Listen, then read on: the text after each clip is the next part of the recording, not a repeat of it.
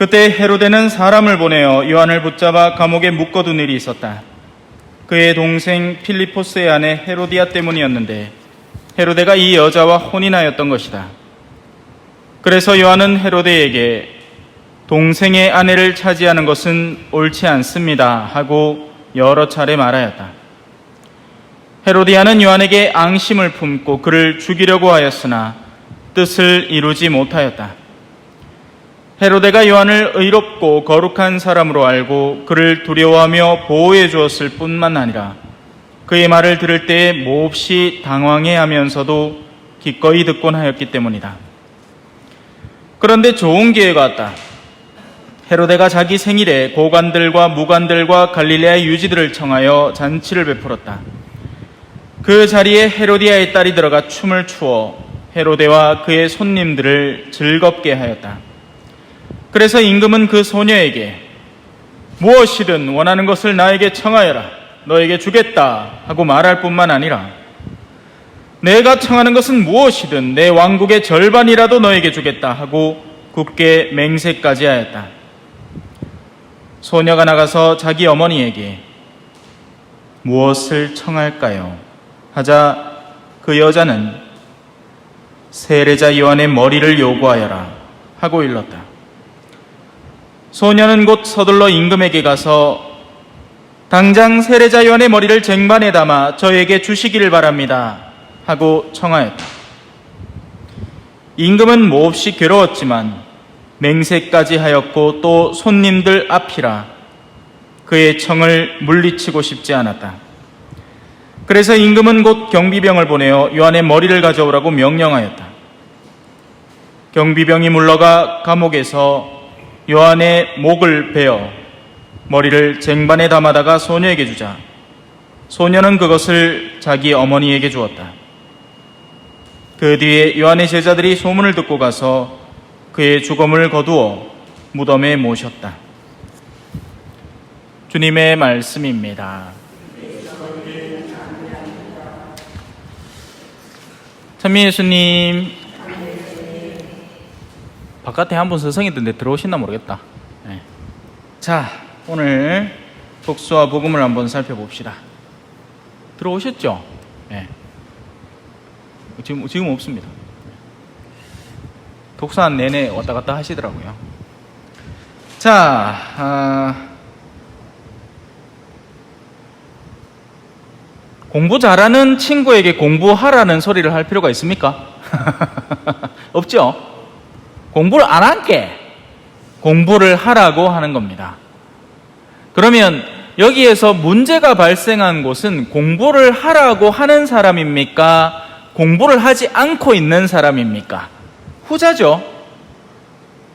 공부를 잘하고 있으면 공부하라는 말을 할 이유가 애시당초 없게 되는 겁니다.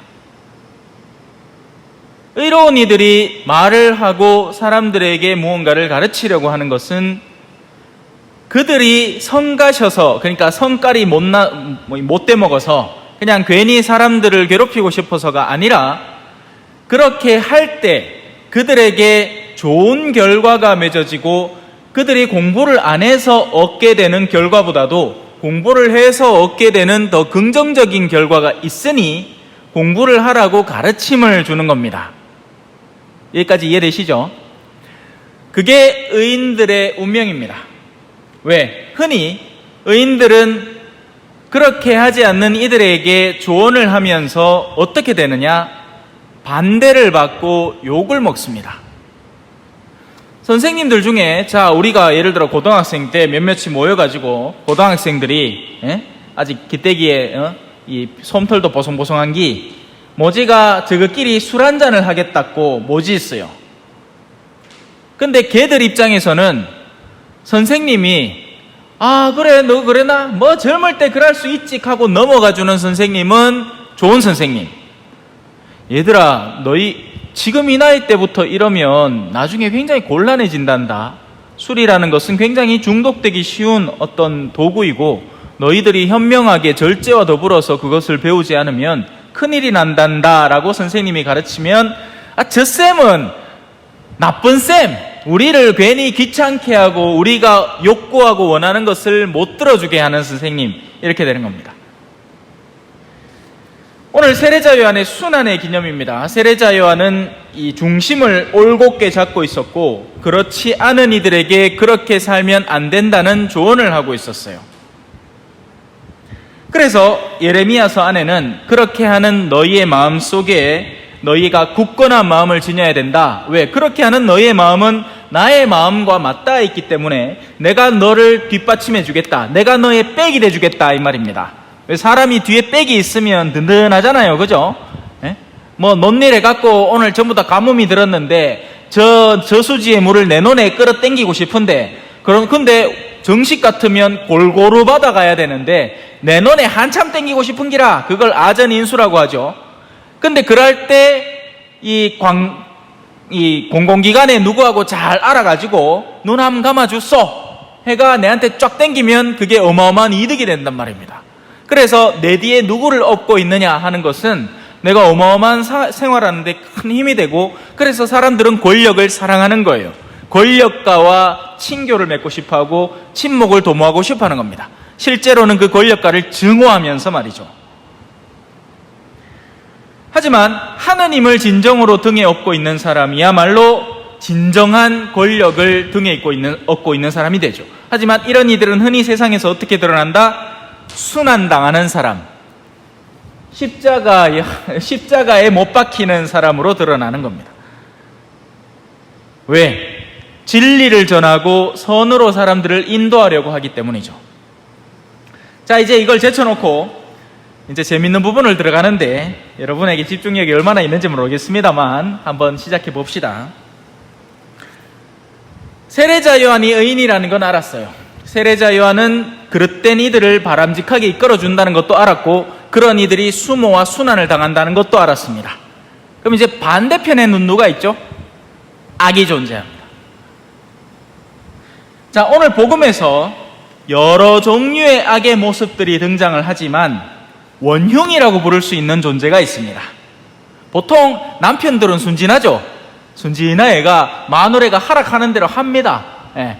뭐 겉으로는 센 척하고 뭐 잘난 척하고 뭐 아는 척하고 하지만 결국에는 그 옆에서 아내가 다 조작하고 있는 경우가 적지 않습니다. 적지 않은 퍼센테이지로 그렇게 돌아가요. 예. 당신 나갈 때 이런 거 입으면 안 된다 했나? 요거 입고 나가라. 너 오늘 가갖고는 하고 얘기 잘해래. 그 사모님이 내한테 와갖고 얘기 다 해놨다. 사전에 일은 거기서 다 조작돼 있고, 이제 남자는 그냥 허수아비, 소위 말하면 바지 사장처럼 떡 나가가 하락하는 대로 하고 그냥 들어오는 겁니다. 그런 경우가 많아요. 우리나라에도 그런 게 의심스러운 분도 있죠. 예, 뒤에서 다 조작하는 거예요. 자, 헤로디아가 원흉입니다. 오늘 복음에서 나쁜 사람은 욕 나올 뻔했다. 오늘 복음에서 나쁜 사람은 헤로디아입니다. 헤로디아는 요한에게 앙심을 품고 그를 죽이려고 한 겁니다. 그림을 그려놨어요. 청사진을 그려놓은 겁니다. 헤로디아의 목적은 뚜렷합니다. 악인의 목적은 뚜렷합니다. 악인들은 자신의 악한 행위를 수치스러워합니다. 실제적으로는. 그래서 안 들키고자 하고 그 악의 악을 드러내고자 하는 사람에 대해서 기본적으로 증오를 갖고 있고, 그리고 궁극적으로는 그를 증오하는 것을 넘어서서 그의 입을 틀어막아야 하기 때문에 어떻게 하면 그의 입을 틀어막을까요? 죽이는 게 짱인 겁니다. 우리가 증오하기는 하지만 죽이고 나서 나타날 결과를 감당하지 못해서 못 죽일 뿐, 사실 증오하는 모든 사람들은 서로 죽임의 욕구를, 살해의 욕구를 갖고 있는 겁니다. 사탄의 자식들이기 때문에 그렇죠. 증오는 어디서 나오는 거예요? 어둠에서 나오는 거고 사탄에게서 나오는 겁니다. 그리고 사탄은 살인자이기 때문에 누구든지 죽이고 싶어 합니다. 궁극적으로는. 겉으로는 잘해주는 척을 하죠. 로또 1등도 잠통되게 해주고 돈도 많이 벌게 해주고 권력도 지게 해주는데, 결국에는 그렇게 해서 그를 잔뜩 부풀려 놓아서 죽이는 게 최종 목적입니다. 사탄은 절대 겉으로 잘해준다고 해서 그 대상을 사랑하는 게 아니에요. 따라오고 계시죠? 내 혼자 연래가 이렇게 고맙까? 피곤하십니까? 자, 그래서 이 헤로디아라는 여자가 이 그림을 그려놨습니다. 하지만 그 그림은 그냥 완성되는 게 아닙니다. 헤로디아가 칼로 들고 가서 요한을 찔러 죽이지 못해요. 그러니 조력자들이 곳곳에 배치되어 있습니다. 가장 큰 조력자 누굴까요? 바로 헤로디아의 남편, 지금의 현재의 남편.